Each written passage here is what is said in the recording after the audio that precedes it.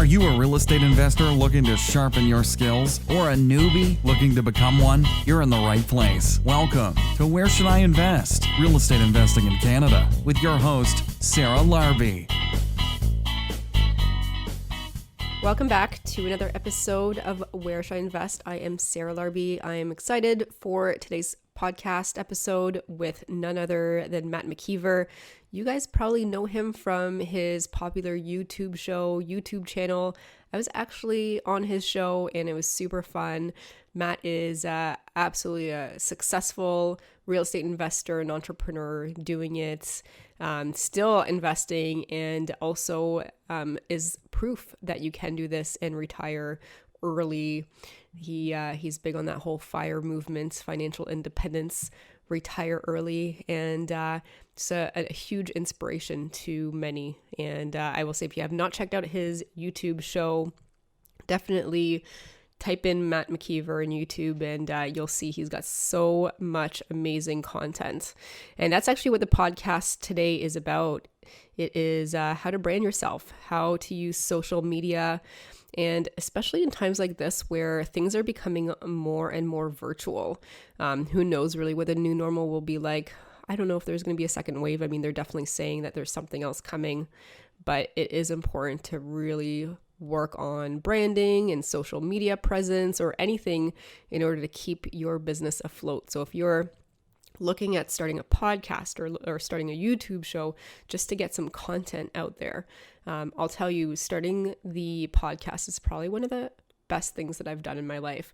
Not only is it super fun, I get to interview tons of really successful, awesome people, and I get to learn a lot as I interview everybody. But I'll tell you, if you're looking for a way to brand yourself that's different than your typical person that you're going to see handing out cards, I'll tell you the podcast piece is a great way. It's a great way to attract different types of people depending on what you're looking for. I mean, I definitely wasn't doing it for this. I originally just wanted to do a podcast just to do a podcast, but I can tell you it opened up many doors along the way. And, it's definitely worth the time and the effort. And for you guys to be able to learn, it's awesome how many emails I get. Like for, even somebody in Jamaica emailed me and said how much that podcast has helped him buy 4 properties. And I love hearing those stories because that essentially, is why I want to do it originally, and is why I'm still continuing.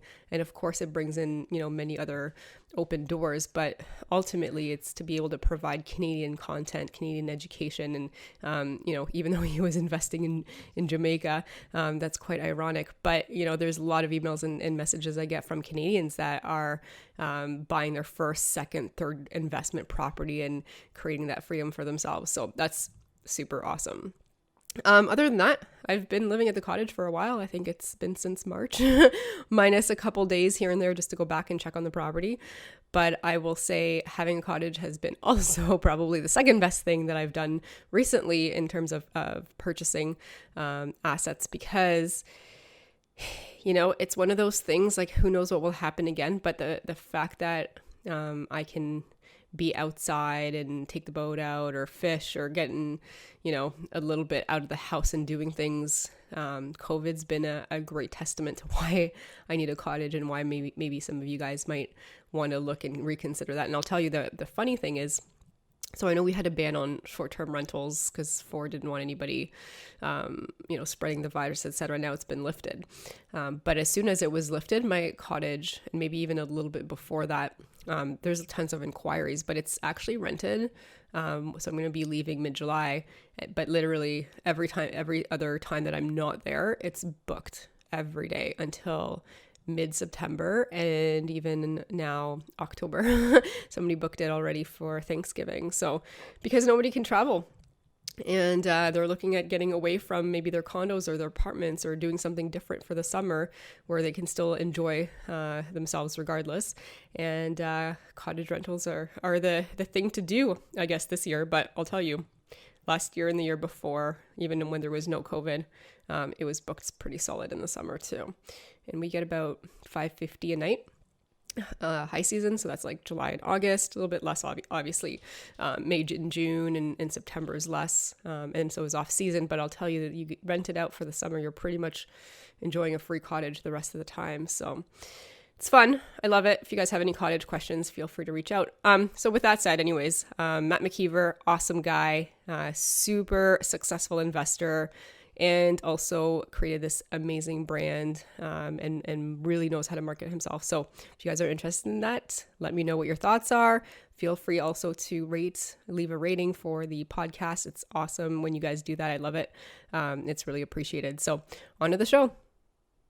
Welcome back, guys. I am Sarah Larbi, and this is Where Should I Invest? I've got a returning guest. You may know him from his very popular YouTube show, Matt McKeever. Welcome to the show. Hey, Sarah. Thanks for having me. Super excited to have you. As we are doing this, we are still in social isolation and, plugging away. But I wanted to bring you on just so we can discuss our opinions, our thoughts on what is happening in the current real estate investing market, what's happening in the economy, and just everything around that. And again, I want to preface this as saying this is uncensored.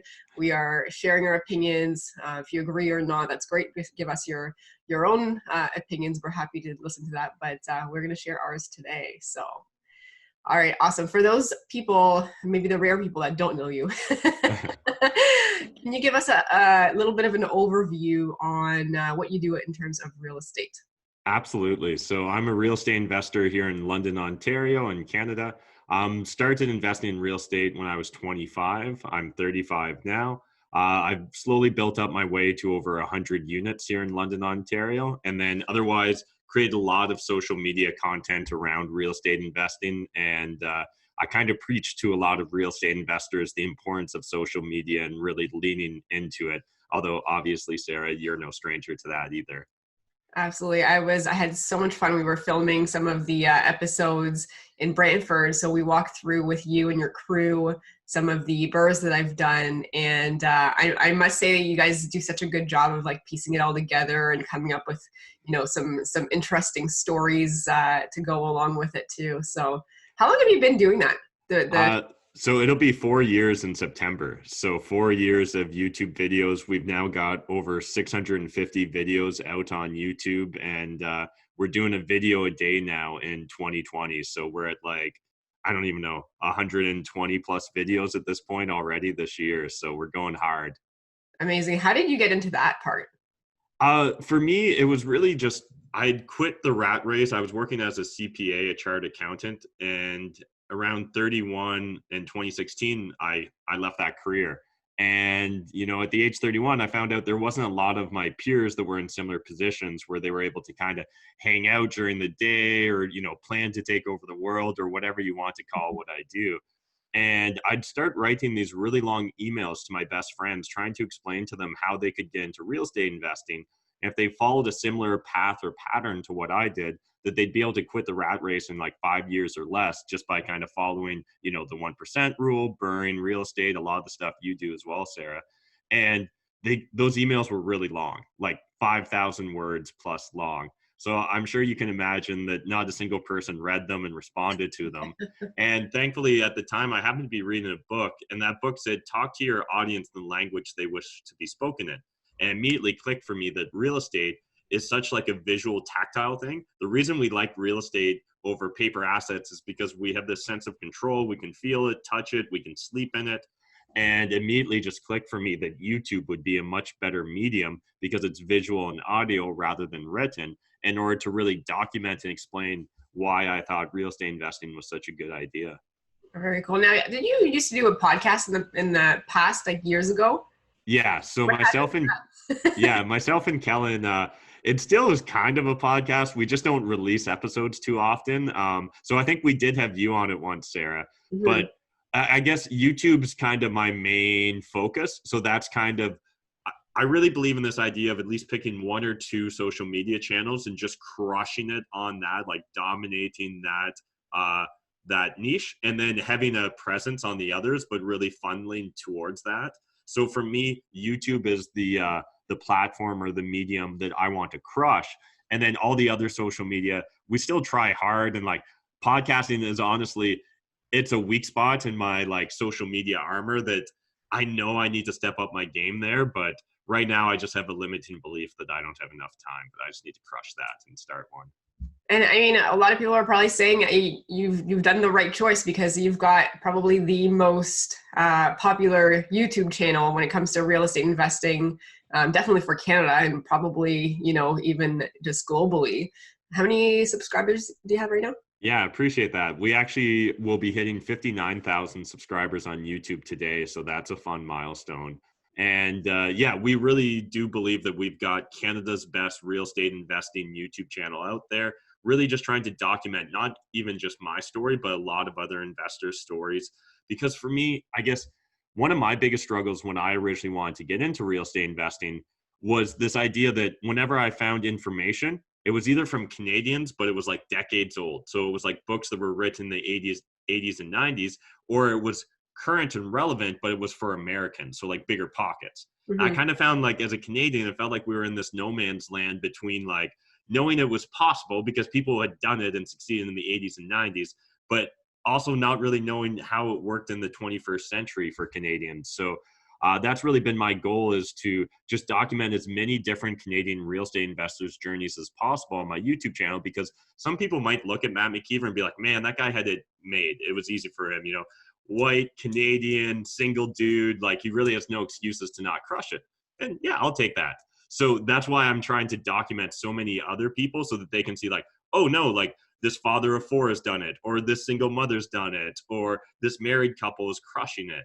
And really just trying to show that no matter where you are on the spectrum of humanity, there's someone out there that looks like you that is crushing it in real estate. Absolutely. I find it interesting. If you don't mind, I have a few more questions about that. It was probably a slow start, right? So when did you say, wow, my channel has actually made it? Like, walk us through maybe some of that process. What are some of the things that you did to get it from absolutely no channel to where you are today? Yeah, absolutely. Social media and YouTube in particular is a fickle mistress, in my opinion. So it's one of those things where you really have to commit to it. So for me, I really understood that this was part of a bigger picture. I believe that attention is one of the most undervalued assets out there.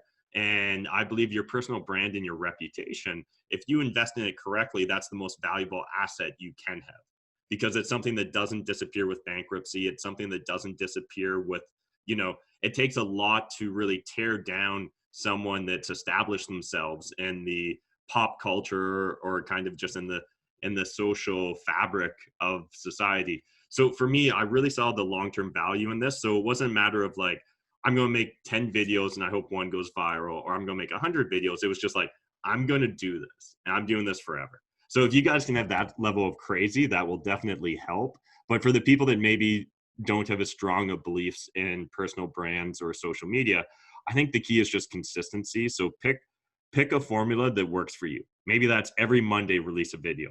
But once you set that, that just becomes the new normal for you, and it becomes one of the most important things in your weekly, just your weekly habits or your weekly rhythm.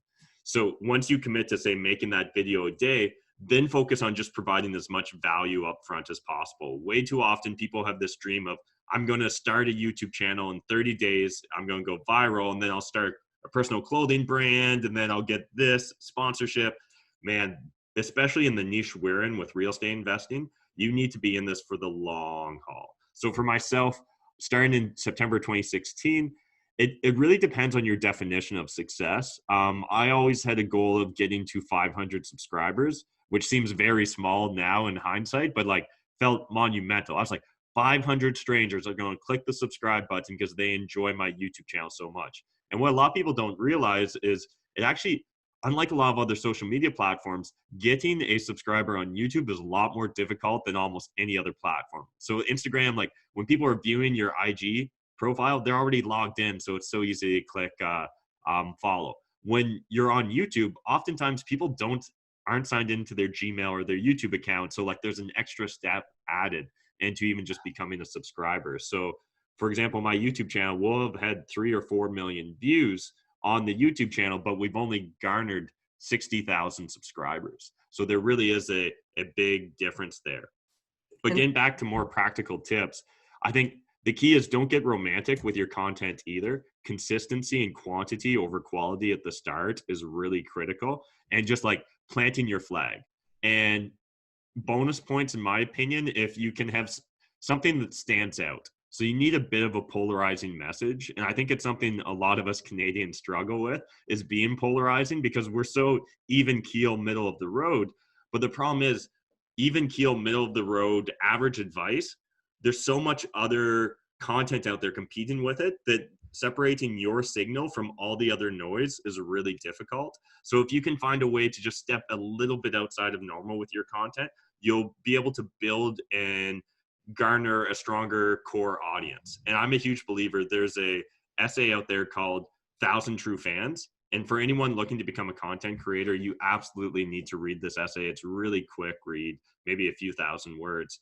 But the essence of it is, it doesn't take a huge following to be able to make a living off of content creation. So if you have 1,000 true fans, and those 1,000 true fans are willing to support you, say monetarily, $50 a year, all of a sudden that's $50,000 a year in gross revenue. Now, if you had that in an information product, it doesn't need to be a lot, or your cost doesn't need to be a lot of the margin there. So the vast majority of it can actually be profit, and you can eke out a living on social media or as a content creator in a much easier manner than I think the average person assumes. But it all starts with providing value and having just enough of a polarizing message. So for myself, my polarizing message was like, frugality, house hacking, living outside of society's normals. Again, none of that's like really polarizing, but it's just enough, because like saving 10% and retiring at 55, it's not polarizing enough. Everyone knows that advice, so no one's going to follow you on that journey. Absolutely. I mean, that's really interesting. And you took my question where I was going to say, what is it that the message that you're coming up with that's polarizing? And, sometimes I enjoy reading on your Instagram, the haters, or even on YouTube. I mean, it's definitely quite interesting. And I think you do something interesting with that content. Yeah. Can you walk us through, the strategy behind that? Yeah. So originally, again, it's surprising to me the sort of emotional reaction I can garner by just creating free content on the internet. But some people get really hot and bothered about it, and they're more than happy to share their frustrations with me. And originally, I never understood the value in leaving a hateful comment or responding to it as a content creator. For probably the first year or two, I just ignored it. Recently, though, I've started sharing it and just kind of like making jokes or jabs at the hater and sharing it on my Instagram and TikTok and things of that nature. And we found those to sometimes be the most popular posts. People really resonate when I start chirping back my haters. I think it shows a little bit of personality. And again, it's just a little bit more polarizing. And because that, it stands out compared to all the other content creators in Canada, in my opinion. But there was a book that I read called Social Animals. And in there, it talked about why gossip is a thing. So for example, like if we're talking about how Becky's a slut, or about how Jim's a player, or whatever sort of thing we're talking about, I used to think that was just a waste of, like, I just thought it was people being stupid and just talking for the sake of talking. But in this book, it really broke down for me that this is people trying to confirm their social norms. So that, like, when we're talking about Becky being a slut or Jim being a player, we're not actually like talking about them. We're trying to identify, hey, these are my social norms and my social mores. Do you agree and align with these? And I realized that these haters on my YouTube comments section, like, they're literally trying to establish the same thing. And I felt it was important that I at least occasionally, respond to them and share my perspective, because this is also my attempt to social norm, or confirm my social mores to other people's, right? Like, hey, this guy is literally batshit crazy and views the entire world as negative and scarcity oriented. And he's saying that, people can't make money in real estate. And so I feel it's important to come back and be like, hey man, like, from my logical, rational perspective, which is how I try and view everything, this is why I believe your arguments to be false or invalid. And then usually I'll still try and bring some humor into it. But for me, it's multi-purposed. So it's great that it really resonates with my audience and they enjoy it. But I also think it's important in the legacy and having an impact spectrum, because there are times that people respond, they're like, hey man, you know what? I was actually just having a really shitty day. I'm glad you called me on my bullshit and you kind of caused me to reflect. Now, for every one of those, there's probably 10 people that just double down on flaming me. But it is meaningful when those individuals, when you see that you made an impact or really changed their perspective, because that's the whole point of content, in my opinion. Mm-hmm. I think you do a really good job with it, and it's actually quite entertaining to see through all the haters. And I mean, the more that we put ourselves out there, the more there will be haters, and then just the more that you'll have fans as well. Yeah. And you mentioned monetary as well. Like I think it's important, and I'm sure you agree, that we have more than one source of income, because you never know what's going to happen. And so I don't need to know exactly what you make, but like as an average, what are some of the ways that you can monetize, Yeah, absolutely. So again, I'm happy to share all my numbers, so I will in a second, but I just want to lead with the caveat. To me, my personal brand, my reputation, my social media brand, for that matter, is really a long-term investment. So I actually spend more money every month than I earn off of it. But there would be a way that I could structure and do a lot of what I do and have it be a break-even business, so it doesn't necessarily have to be a financial drain. Because I know a lot of real estate investors that maybe have one eye wandering towards the idea of becoming a social media influencer. Their biggest concern is cost and time. And so what I'm going to lay out now is probably going to scare a lot of them away, but this is just my approach, guys. So don't immediately panic just because you hear that Matt's lighting a lot of money on fire every month. So that being said, what it looks like right now for me is my YouTube channel. Before COVID-19, I was making about $3,000 a month off of YouTube ads. Now it's less than $1,000 because I use the word COVID-19 and coronavirus in my title. So like all my shit's demonetized now. But again, for me, it's more important for me to have a voice and a brand than it is for me to make money off of it. Mm-hmm. But that doesn't mean that every person has to take this approach. Secondly, we've got a few different integrated sponsorships, and those probably earn a couple $1,000s a month in addition to it. We have a few other little miscellaneous things that maybe add on a few more $100 streams, like Amazon affiliate links sometimes will pop off and make money there. So as a bundle, I'd say before COVID-19, anywhere from $5,000 to $10,000 a month in income is what I was generating based upon my social media platforms. And again, I've never really focused on monetizing it, but we have done like one-off partnerships with like Carry-On, the home warranty company. And so that to me was cool because to me, it just brought a certain level of legitimacy. People are like, every time I drop that, people are like, Carry-On, oh, that's like a real company. I'm like, yeah, it is a real company. Like they do all the home warranties in Canada or in Ontario for new builds.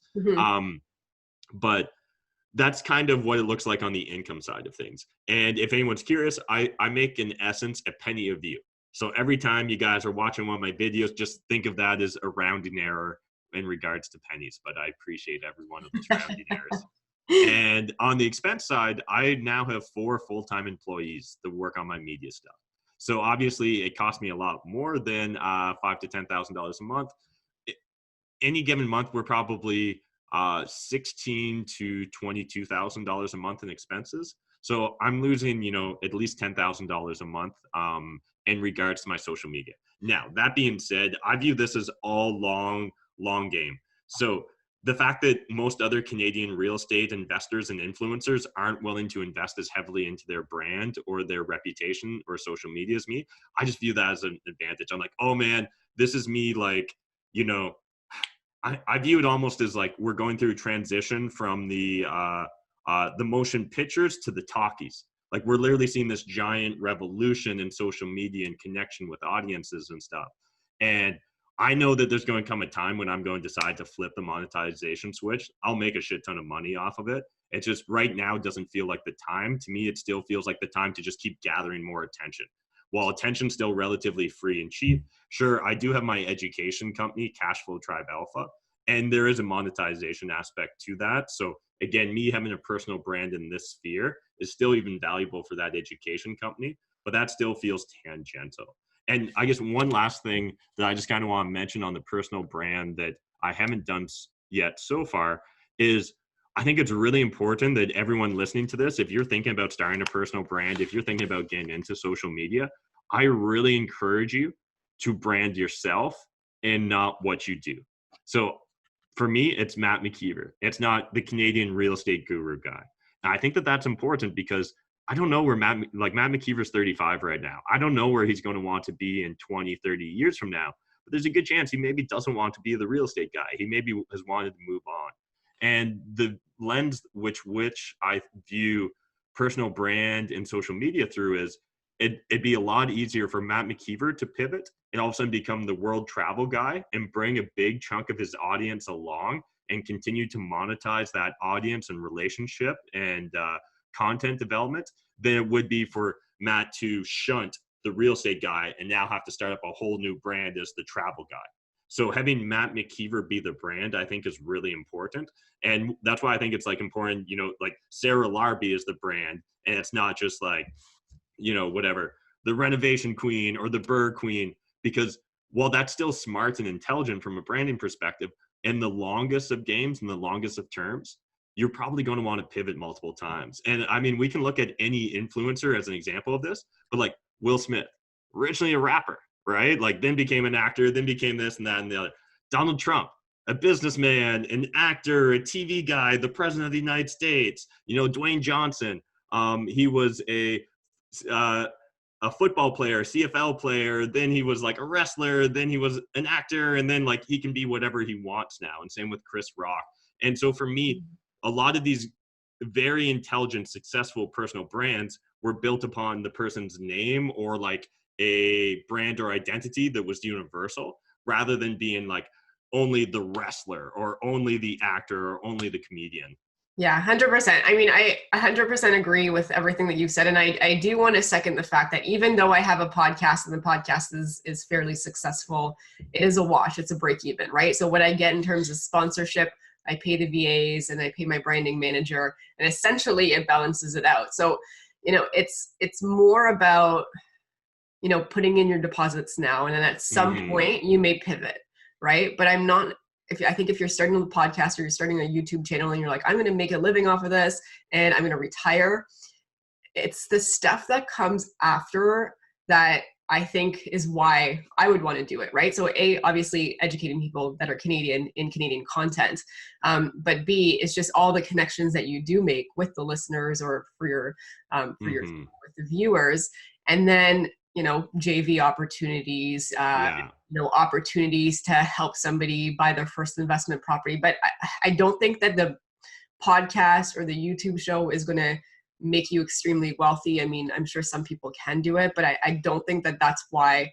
That's not why I wanted to start the podcast. I'm like, I'm going to get rich doing the podcast, It's putting the content out there, put your deposits, and then at some point things will come around. Yeah, absolutely. It really is important that you understand if you're going to like really niche down the way we have done, and we've niched down a lot of ways and people don't realize it naturally as Canadians, but like being focused on Canadian shit is a niche in and of itself. And then real estate is another niche. And then like Ontario or Burrs is another niche. So all of a sudden you're adding a lot of niches on. So to really build a media empire from all those sub niches is difficult. And to create like a massive business from it, I think is difficult. But what's really interesting and that Sarah touched upon there is the ability to, JV or find partners or just have more attention in general. So one thing that a lot of people overlook when they're looking at me and my personal brand is let's just be like super honest. So it's difficult to get successful people to want to spend time with you. It just straight up is. They got a lot of other things competing for their time. So when someone wants to reach out to say like a Casey Wong or like a Sarah Larbi or whoever you're looking at as your social media influencer or the kind of the successful real estate investor, why should they want to spend any time with you? Why should, like, how are you going to cut through the noise? And for me, the most powerful thing I can do today is, I'm a successful real estate investor and a successful social media influencer. When I want to talk to a successful real estate investor that's playing at a different level than me, so like let's just be honest, like maybe they're a decamillionaire or they're pushing on a 9-figure personal net worth. Really hard for me to stand out on the personal net worth or landlord game because I'm like, hey, I got 100 plus tenants, like I got 100 units, and they're like, cool, like my smallest entity doesn't even own that anymore. So it's tough for me or anyone else that wants to really spend time or get on that person's radar. I'll reach out as the social media influencer to that person. I'll be like, hey, I've got this YouTube channel, 60,000 subs. In the first 24 hours, we usually get over 1,000 views on a typical video. Can I interview you, or can I break it down for you?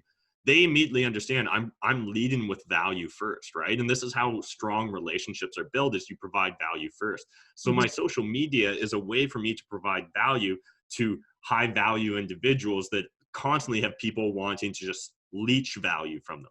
I can lead with value, which is really powerful. And on the flip side, it also works with social media influencers.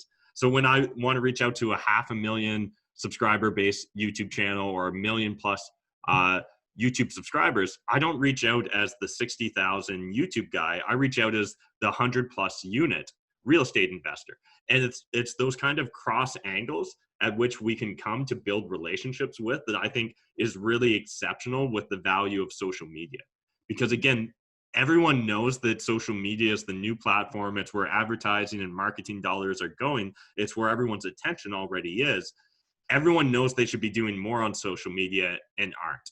And so the moment you can present yourself as an expert or someone with a real platform or a real audience to listen to, all of a sudden you can open up all kinds of interesting doors that you otherwise wouldn't be able to do. And that to me is where the real value lies in social media, is through networking and being able to provide value to new members of your network sooner. Absolutely. And I have a lot of folks that are trying to get into real estate investing, and, maybe they've done one or two properties. And some of the time I just say, why don't you start posting? Because here's the thing is, for me, it was important to build my own portfolio before I start looking at JVs, which I am now. But I will say, I have people reaching out to me from email, from the podcast, from Instagram, etc. If I had a deal tomorrow and I wanted a JV, that's the great part of it, is that they trust you because they see you, they see you ongoing, right? Whether it's through you as your channel, and they start trusting you. And I think if somebody's going to offer $100,000 or $200,000 to do something, would they rather invest it with somebody that they followed for the last couple of years, that they know, are here to stay, and they care about their brand and their reputation, or somebody that they've never heard of before? So I think, somebody that's looking for a potential JV that has done a couple options, like, start putting yourself out there, even if it's a little bit on Facebook, a little bit on Instagram, and then you're going to get some questions, some interest from others, and you can start building that way. Easiest way to get people interested to hold the mortgage and to bring the money as well. Absolutely agree. So your 100 properties, I'm guessing a lot of them are with JVs. Have they found you from your social media platforms, or how did you get those? Yeah, great question. So there certainly has been a lot of opportunities to potentially partner with fans or audience members from social media. I personally haven't really done a lot of that yet to this point. There's a multitude of reasons there. One is obviously in Ontario, Canada in particular, we have to be careful about soliciting from the general public. I've given a few talks on the subject matter, so I really encourage anyone that's interested, you can find some stuff on YouTube where I break it down for you. But it's really important that we're only supposed to really solicit from friends and family. So that being said, accredited investors are a different breed. So social media is great for attracting accredited investors. These are people with real amounts of money that are really interested in doing something maybe on a larger scale. And I think that's one thing that a lot of people that get into social media and real estate struggle with at first, is there's a lot of opportunities for really small partnerships where someone's like, hey, I've scraped together $10,000 or $20,000. Can we do a deal? And I empathize with that position a lot, because I remember being in that position, and I love the fact that you just scrape together $10,000 or $20,000 and you're willing to do a 5% down, duplex purchase and get CMHC insured, and that's amazing. But for me, in the level I'm at these days, it doesn't make sense to want to cobble that money together. So for me, I still see the long-term value of social media as being a little bit down the road in regards to financing projects. So I would love to, in the near future, either start up like a mortgage investment corporation, a MIC, or some sort of other lending corp, where it is able to more directly go to the general public and raise funds. Right now, based upon all the preliminary research I've been able to do, it seems like realistically you need to raise at least $10-15 million in capital for the costs associated with the legal fees, the accounting and auditing fees, and that to all justify it. So I haven't really got to that size yet where I trust I could just snap my fingers and raise 10 to 15 million. But I do think that that's probably going to be an option a year or two from now. And that's really exciting. And that's the sort of stuff that keeps me fired up and keeps me just constantly leading and providing value. Because like you were talking about, Sarah, a lot of us undervalue this one-to-many conversation, right? If I can release a YouTube video and in the first day, 1,000 people watch it, think about like, you'd have to go and talk to like four groups at Right Club. And Right Club's one of the largest real estate meetup groups in Canada, right? Like you'd have to attend 4 monthly events to really talk to that number of people. And yet we're talking about like one of the largest gatherings of real estate investors on a monthly basis. So for me, that's where the real value and reach is just continuously increasing your attention and knowing when and how to fit that into the long-term puzzle or journey for yourself. So I understand that there's a lot of other real estate influencers out there that directly attract JV partners, and they're able to do a lot of small partnerships right now. I think that's amazing if it fits within their plans, right? For me, and then also just be careful. And you don't want all the JVs, because if the JVs are way off on the goals and expectations and stuff, like there's probably, I just be careful. You're stuck with them for 5-7+ years, potentially, if it's not the right fit. Yeah, and that's really wise. And I want to re-emphasize that for anyone that's like, oh, easy for Sarah to say. She's probably got tons of money partners just throwing money at her so she can be choosy. But we have to understand that an investment relationship is just that. It's a relationship. And like any relationship, it needs to be nurtured and nourished. And if you don't, it will wither and die. And so just like a romantic relationship, a business relationship, a friendship, any of those ships really do take a lot of attention from you. And I've seen a lot of other investors set themselves up for failure by taking on too many small partners at once. And it just drains all their attention. They're still financially successful, but I think that they've actually handicapped themselves from like going to the next level because they're so busy at this level with just dealing with those partners. So I really encourage everyone to, the way I like to view it is I don't want a one-off relationship. I want a serial JV relationship. So if you're going to come in and do a deal with me, I want a clear path where I can see that we're going to do like 10 deals or $10 million worth of deals together, rather than see how we can like force one $300,000 duplex together. Because I don't think that serves myself well, nor does it really serve my JV partner well. Because what I've noticed when I'm dealing with a JV partner that's put their all into one project, and to me it's like a rounding error on my net worth statement, is it's all they can think about. They're literally staring at that property and being like, I wonder, has Matt already changed all the light bulbs over to the most energy efficient version? And then they'll ask me, I'll be like, I have no idea and I don't care. And like, it's obvious that our goals are very different, right? Yeah. They're focused on maximizing and trying to increase the cash flow $5 per month on this one property, where I'm thinking about how can I go get the next 5 properties? Yeah. I mean, you're looking at the portfolio versus the one-offs. And I think that's important. And I will say, JVs are not for everybody. So for me, because I still had an income, I was qualifying for mortgages.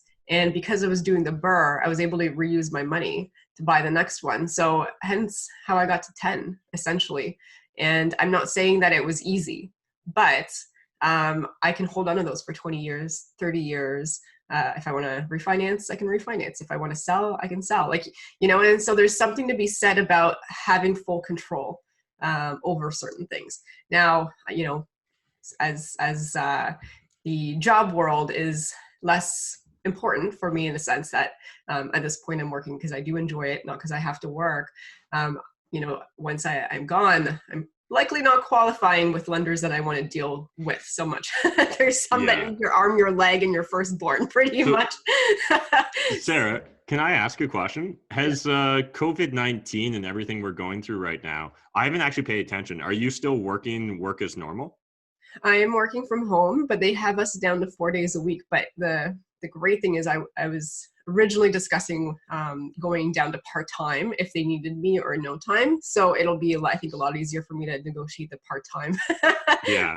once everything's back to normal. Okay, because that was going to be my question is this speeding things up for you? Because something interesting I've noticed about COVID-19 is there's actually a small subset of real estate investors I know that this has actually sped up their quit date. Where like they were like, ooh, I like what I'm tasting here. Like this is a lot of fun, not commuting every day. Ooh, you know what? I'd rather take a bit of a pay hit and risk, maybe falling a few times rather than play it safe for the next 3 to 5 years, which was maybe my original plan. Yeah, I could definitely see how that would play into it. I mean, because I have the ability to really put my schedule together with work, and I have like an amazing culture and environment, and my boss is probably the greatest. Like I don't think it made a difference in that sense. What I think I was concerned about originally was when COVID first started happening, and then okay, are the tenants going to be able to pay? I didn't worry so much about are they going to strike or are they just going to choose not to pay? And I wanted to play that piece out. So in April, everybody actually paid. One person was about $150 short. They lost their job. They've been with us since 2015, great tenants. And then for May, everybody paid, and it's ironic. Everybody paid within 10 days early to about 4 days early. And I had one person pay on the first, but by the first, everyone had paid. So it was quite interesting. That's amazing. Yeah. What about you with your tenants? Yeah, we saw an average collection. So I would say, I think usually within the first 48 or 72 hours of the first, we've collected 93 to 97% of rents, and I think we did 95% for April 1st. And May 1st, I didn't actually look at the statistics, but I know it was something similar because it doesn't even stand out for me. So yeah, we've been, very pleasantly surprised. I think it's unfortunate that for a while it felt like a lot of politicians and mainstream media were positioning things to be landlords versus tenants rather than working together. But that being said, I think we've seen Canadians and just humans in general, true nature, which is we actually all just want to get along. Like we don't actually want to be confrontational. We don't want to be at each other's throats. If we can make things work, we just want to make things work. Yeah, absolutely. I was talking to Tony Miller on my podcast the other day, and he did a survey, and the ones that chose not to pay because of rent strikes was like 3 or 4%, which is in general, when you look at like good tenants versus bad tenants or good landlords versus bad landlords, that's probably the percentage in general of the ones that, don't pay anyways. But the stat that was actually quite concerning is, so there was about 20% of people that if they did not pay in full, the reasons why, it was because they lost their jobs and they couldn't. But the other reason, which make up of about 20% as well, is because of what the government said about having not to have to worry about rent and put food on your table first, and then thinking that mortgages were deferred, so they didn't have to pay since landlords got their mortgage deferred. So 20% of that was from the hearing and interpreting stuff wrongly in the media. And I still think that there is a little bit of division from the media, landlord versus tenants, and it is quite unfortunate. Hopefully you have tenants and you have a landlord, depending on who you are that listen to this, that want to work with you and is cooperating. But it is tough because then you see all this stuff in the media and you're like, even commercial landlords, now you're hearing stuff in the media about like, well, why are commercial landlords not stepping up? Well, they still have to pay. They have to essentially reduce the rent 25% for the 50% to be covered, and then the tenant pays the 25%. That's like, so yeah, there's a program, but is it really in their best interest? I don't know. Yeah. I think that's one of the biggest problems is that it's really easy for politicians and their programs to write headlines. But then once you get into the details behind those headlines, sometimes the programs can have good intentions, but unintended consequences, right? And we're going to see a ton of unintended consequences roll out from all the different sorts of regulation and just government intervention we've seen. I do think, the commercial real estate realm of retail and office space is going to be interesting. I personally do think that we'll see long-lasting consequences in those categories of real estate, just because to me, we're 50 plus days into quarantine now, and you listen to the average guru and they're going to tell you 3 to 8 weeks to form a new habit. So we're getting right there where a lot of us are forming new habits around Zoom telecommunications, through not commuting to work physically, all those different practices. And it's hard for me to believe that we're not going to see, behavior and consumption patterns change for a lot of the population whenever the economy is fully opened up. Yeah, 100% agree. I was watching, or actually reading an article where Google said for their employees, like, unless they have to be at the office, everyone's going to be working from home until the end of this year. And it wouldn't surprise me for other companies to say, you know what, Agreed. my employees are not that much less productive. In fact, they're probably a little bit more productive and they're a little bit happier. Now, the one thing that is going to be missing is that culture, right? The environment and the culture at work. I don't think that could be replaced regardless online. I mean, you could try. I'm curious. So what about your culture stands out for the company you work for? Because that's something that we're really struggling with my company. I was looking, I don't have it in arm's length, but like we used to reward these giant wrestling belts, right? Every week to like the people dominating in their sphere. And we're really struggling to keep our culture as tight as it was. One of the things we started doing was 7 a.m. workout calls. So they're optional for all employees, but each weekday, a different manager leads a different type of workout. So one day will be like high intensity cardio. Another day might be like yoga. Another day will be body weight body weight and a lot of more strength oriented training. But Pretty what cool. sort of things like did your company do that was special about culture, and like have they tried to bridge that gap? So I'll tell you what we're doing right now. I think we're doing something similar to you. And when I'm talking about my company, I'll talk about my job company, which I work for. It's actually a B2B coffee company. And so it's going to be interesting to see because I don't think a whole lot of offices are going to open up the same way again. But we are similar to you doing trainings on Skype, and we are also doing trainings where different team members will lead it. But it's not the same as being in person, right? It's not the same as being able to do every Monday our team used to meet because we're in sales. So I work from home. Technically I'm traveling, but my team is usually on the road. And so we meet in the office, we do a training, we do lunch together on Mondays. And then often, we'll do something where, I'm traveling with the majority of them during the week. So we're going to meetings together, we're doing lunch, it's one of those, there's not anything in particular that it's like, oh, we do these prizes. Like, yeah, there's, cool things during the year and there's trips and that kind of stuff. But I think it's just more being able to be there in person and, help each other in person. And some people get energy. Like my energy comes from being around other people, being able to network as an example. I absolutely love that. But some other people's energy, they're maybe more introverted where they get their energy from being alone a little bit. And so, it's just, so for me, the first couple of weeks were tough because all of a sudden everything I've had scheduled is completely out the window. And not that I needed to be out every single night, but I enjoyed meeting investors. I enjoyed, having dinner with friends. There's that piece that's missing, whether it's work, whether it's your social life in general. I think it's just nice to have physical people around you. Yeah, absolutely. So you mentioned, things that may or may not happen with businesses and retail, et cetera. What do you think? Like, do you think we're going to see a dip? Should people be worried? Are you worried? Again, no crystal ball. I don't have one. Matt doesn't have one. Actually, maybe you secretly do, but just kidding. But, what are your thoughts on what may or may not happen? And then what you're doing to prep?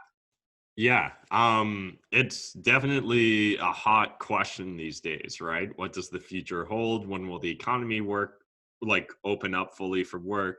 And how will we all adjust to this? Will the government stimulus stick? There's a lot of different variables out there, so it certainly is impossible for anyone to accurately predict with any certainty what's going to happen.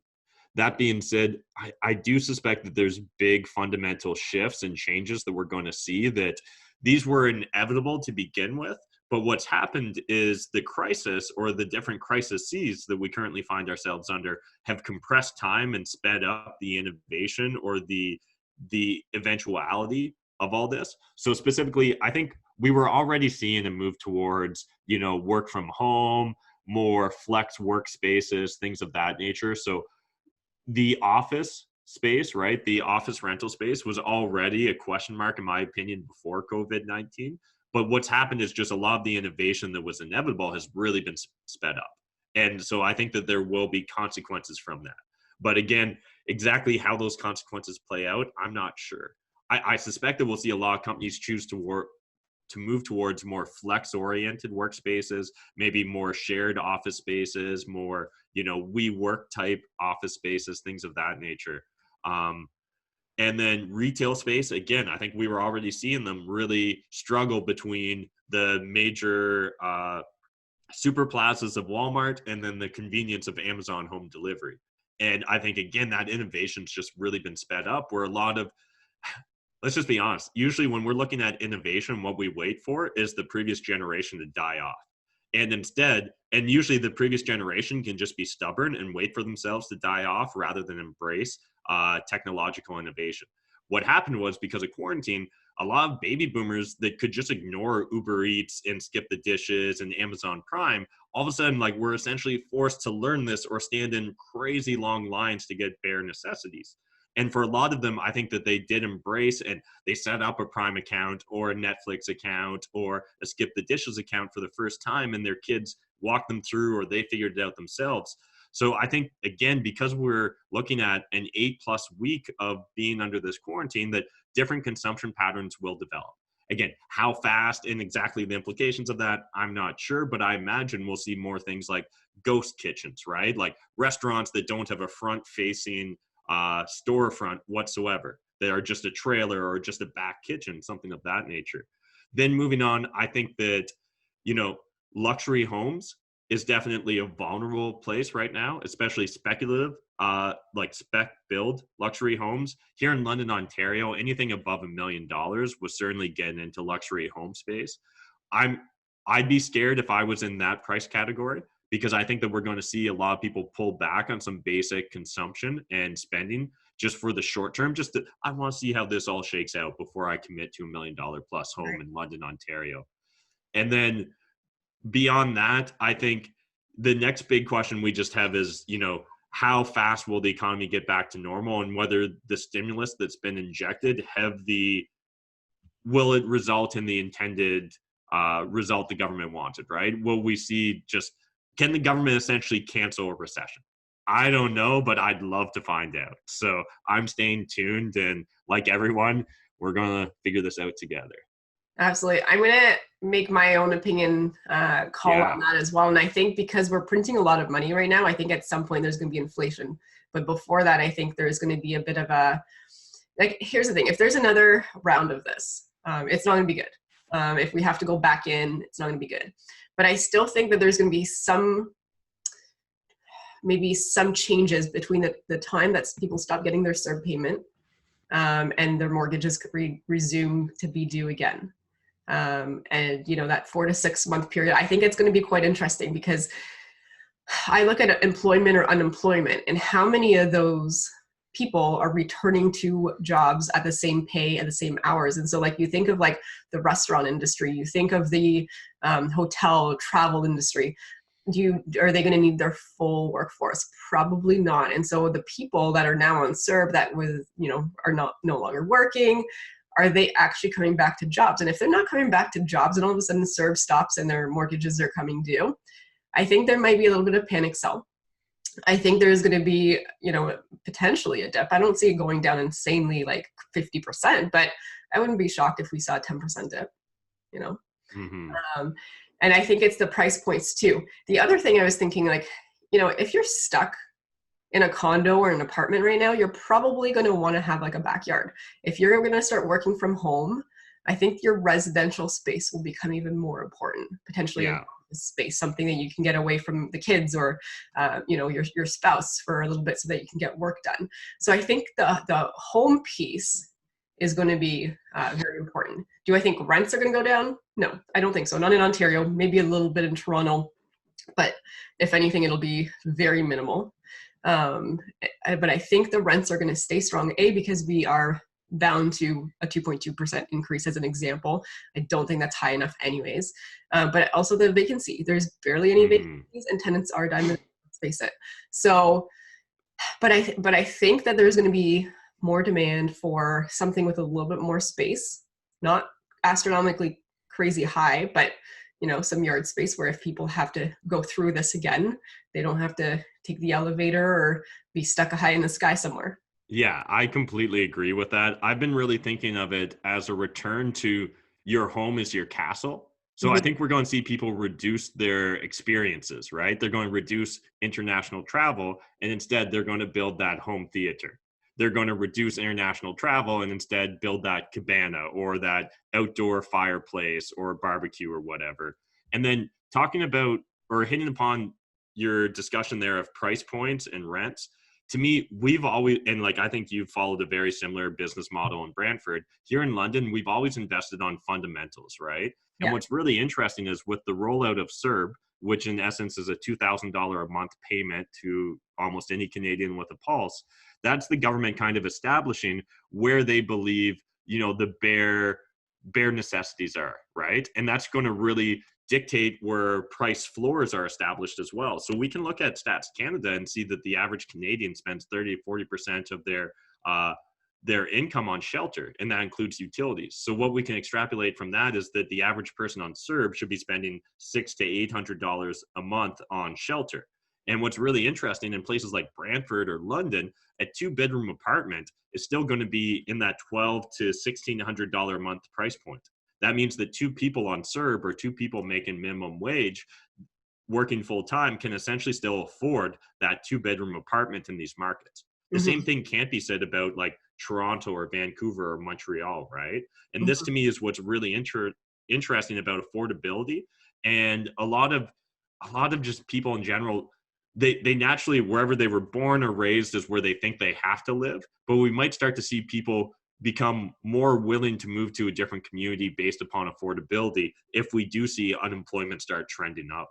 Yeah, and especially as people can work from home more, commuting is going to be less and less important. So location may be less and less important. And if I was somebody that could work from home and I didn't make, maybe I made 50 grand or maybe I made 60 grand, I probably would move somewhere else where it's a smaller town, it's cheaper. And unfortunately, I think in a time like this, where there's so much uncertainty, we're going to see who was speculating and who was truly investing. And I think if there's anybody that was really banking on Airbnb, or, like the appreciation in a Toronto market where they're buying a condo for $700,000-800,000 and paying $500 a month for a tenant to live there because they have to top it up.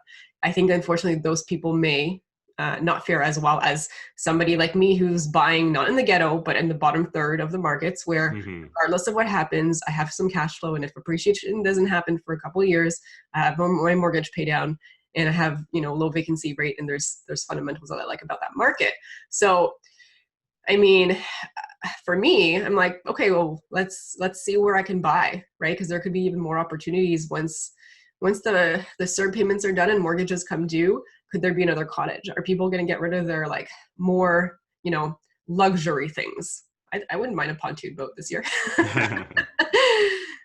But, if it wasn't for real estate, I would not be in this situation. So I think it's super important for, if you're listening to this and you're getting started, buy on the fundamentals. Don't buy anything crazy just because you want to live in there. Don't over renovate. Like there's so many great ways that you can do well with real estate investing. And I'm in a position right now. I mean, like whatever happens in the market, I mean, even if it goes down 50%, like I'll just hang on and ride the wave. Yeah, and that's the beauty of cash flow investing, right? Like people love to throw out these doom and gloom, like real estate's going to fall 30, 50%. I'm like, cool, what happens with rents? Yeah. Because like unless rents drop, and the only way we're going to see rents drop, like you were saying, Sarah, before COVID-19, we were dealing with like a 2% vacancy rate, and we were dealing with an affordability crisis. It's very unlikely, in my opinion, that we would see any substantial reduction in rents, especially in the price points that you and I invest in, again, because of that affordability matrix, right? Just understanding that, hey, the government's forecasting their hand. They're foreshadowing that they believe that $2,000 a month is the basic kind of universal income amount. if we see a UBI get rolled out, that's probably going to be the price point we see it at. That's going to really establish a floor for accommodations and housing. We can take 30-40% of that and really just telegraph out what we expect to happen. Yeah, absolutely. Awesome. So, I mean, we could keep talking forever and sharing these opinions. We'll probably have to have you back at some point. But the next part of the podcast is our lightning round. So you can make it based on what you're doing right now in social isolation if you want, or you can make it in general, because you probably answered these questions already from the first time that you were on the podcast. But question number 1, what is your favorite real estate investing book? Or have you read a good book lately while you're isolating? Yeah, so Rich Dad, Poor Dad, if you guys are brand new to real estate, you got to read that. But after that, if during social isolation, for any of the entrepreneurs or business owners out there, Ben Horowitz's The Hard Thing About Hard Things, absolutely amazing. If you're not familiar with Ben's story, he started A16Z, which is a VC firm out of California. Amazing guy, and you absolutely have to check out that book. Very cool. Number 2, what is your favorite podcast, or have you found a new one recently in isolation? So I'm just going I don't know, I'm kind of basic, but Elon Musk was just on the Joe Rogan podcast, guys. Mm-hmm. If you just want to ever remind yourself of how simple you are, how basic of a bitch your brain is, just listen to that, because every time I'm just oh man, here I was thinking I was about to start playing checkers, but Elon reminds me I'm still playing, I'm playing checkers, not chess, because he is on a different level. So yeah. I love when Joe Rogan has great guests. I think sometimes that's some of the best entertainment in the world.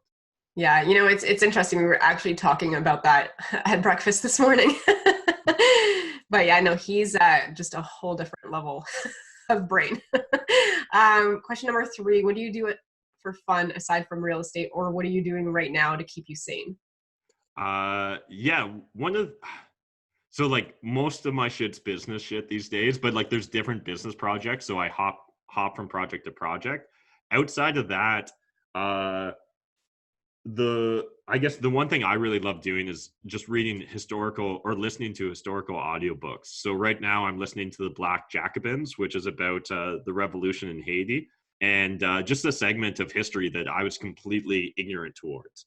And so it's been fascinating it's a long book. It's 36 hours, I think, but it's been fascinating to just be exposed to the entire history and culture behind why Haiti is where it is today.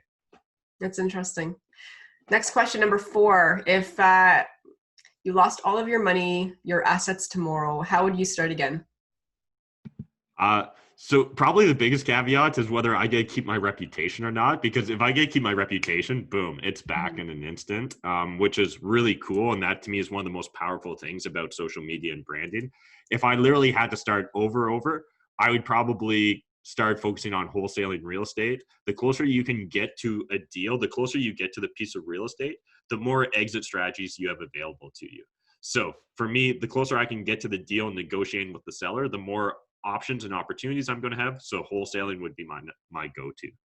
All right, awesome. And last question, number 5, if somebody has $50,000 and they want to know how they can get started, how would you recommend they do that?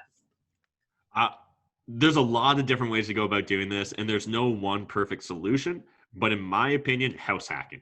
So figure out a way to live for free. Again, the average Canadian spending 30-40% of their income on shelter. If you can find a way to live for free and have your tenants to pay for your housing, all of a sudden you can now save 30-40% of your income. I'm a big believer in the latte factor and all that stuff, but let's just look at it. You won't be able to save your way or scrimp and cut 30 or 40% off of your personal budget unless you house hack. So house hacking, that's the big domino. Very cool. Thanks for playing. So where can the listeners reach out and find out more about you? Anywhere social media is, I'll be there. But in particular, if you guys want to hit us up on YouTube, I would love that. So it's Matt McKeever on YouTube, but we legit are everywhere. We're doing some stuff on TikTok now, so it'd be cool to get TikTok followers as well. All right. And final question, anything that you would like the listeners to leave with, piece of advice or anything else that you would like to share? Yeah. 2 themes that I've had this year that we didn't really touch upon was make more offers, get more deals. So right now, if you're struggling as a real estate investor, I want you to look in the mirror and be honest with yourself. How many written offers have you made this month on real estate? And if the answer is 0 or close to 0, just understand you're not putting in enough work, or you're not putting in the right work. Secondly, the other thing I want to really hit home on is return on time. Way too often I hear about investors bragging about their cash on cash, their IRR, their ROI, ROT. That to me is the most impressive metric. What is your return on time? My return on time by doing this interview with Sarah is massive because it allows me to have a one-to-many conversation.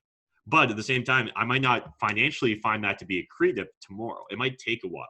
But in the long term, if I'm playing the game of life and not the game of tomorrow, I really need to focus on my return on time. Return on time. I love it. Thank you, Matt, for being on the show. Thanks for your insights. And thank you for all the awesome content that you put out there. And guys, if you haven't subscribed to his channel, please do so. Matt McKeever, thank you so much. Thanks, Sarah. Really appreciate it. Thanks so much for listening to Where Should I Invest with your host, Sarah Larbi. Make sure to listen in next time. We'll catch you on the next episode of Where Should I Invest?